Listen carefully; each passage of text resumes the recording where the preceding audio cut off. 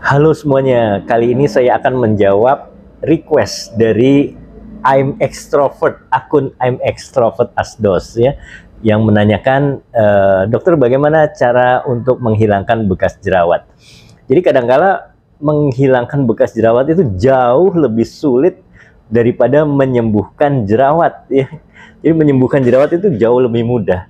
Tapi untuk bekas jerawat kita tidak bisa 90%, nggak bisa ya. Paling hanya bisa menyamarkan sedikit. Nah, kita akan bahas terapi untuk bekas jerawat itu bisa sangat bervariasi bergantung pada jenis dan tingkat keparahan bekas jerawat tersebut.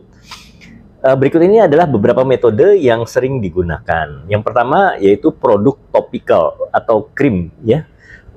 Krim, serum, isinya biasanya retinoid.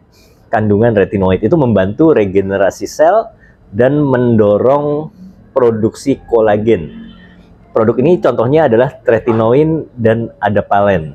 Bisa juga yang kategori kosmetik itu retinol dan retinal. Kemudian yang berikutnya adalah asam alfa hidroksi eksid atau AHA dan asam beta hidroksi eksid.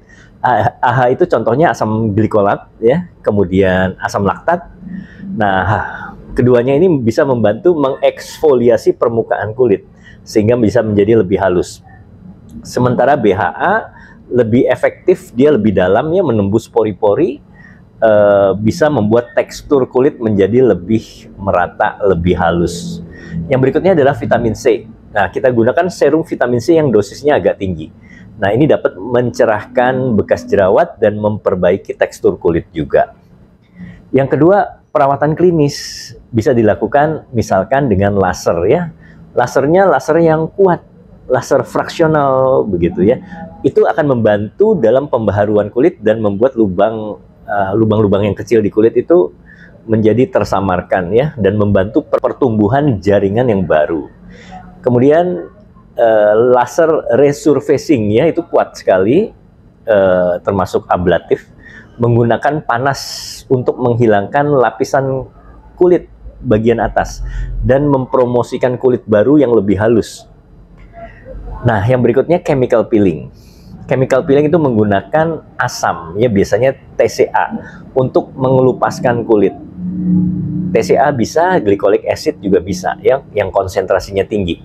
Ada berbagai tingkat kekuatan ya, mulai peeling ringan sampai peeling dalam tergantung kondisi kulit. Yang berikutnya mikrodermabrasi. Mikrodermabrasi ini adalah peeling mekanik. Teknik eksfoliasi mekanis yang dilakukan dengan kristal kecil ya, untuk mengikis, mengamplas lapisan kulit bagian atas dan mengurangi bekas jerawat. Itu juga bisa membantu pertumbuhan kulit yang baru. Kemudian yang berikutnya microneedling, menggunakan jarum-jarum kecil untuk membuat mikrotrauma ya, atau mikroluka pada kulit.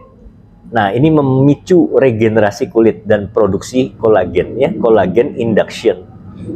Yang ketiga, pengobatan medis. Dia misalkan dengan subsisi, kemudian habis itu dimasukin filler, injeksi filler, itu bisa juga ya, subsisi.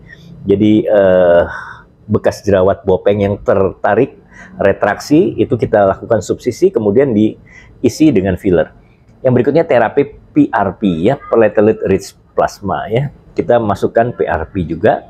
Ini dengan cara mengambil darah pasien, kemudian diproses, disentrifugasi, di harvesting, diambil PRP-nya, kemudian diaplikasi ke kulit yang mengalami bekas jerawat.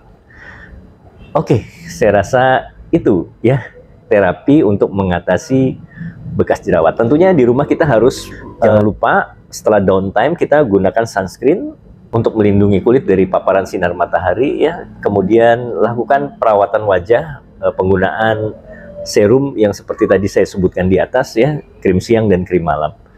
Itu akan membantu mengatasi bekas jerawat. Oh ya, satu lagi ada juga, kalau misalnya skarnya itu hipertrofik ya, atau membentuk keloid, kita bisa menggunakan silikon gel.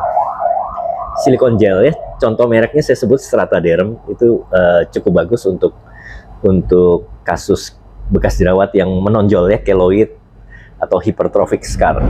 Oke ya, saya rasa cukup sekian. Anda silakan melakukan treatment dan menggunakan produk-produk yang bisa mengatasi bekas jerawat Anda. Terima kasih.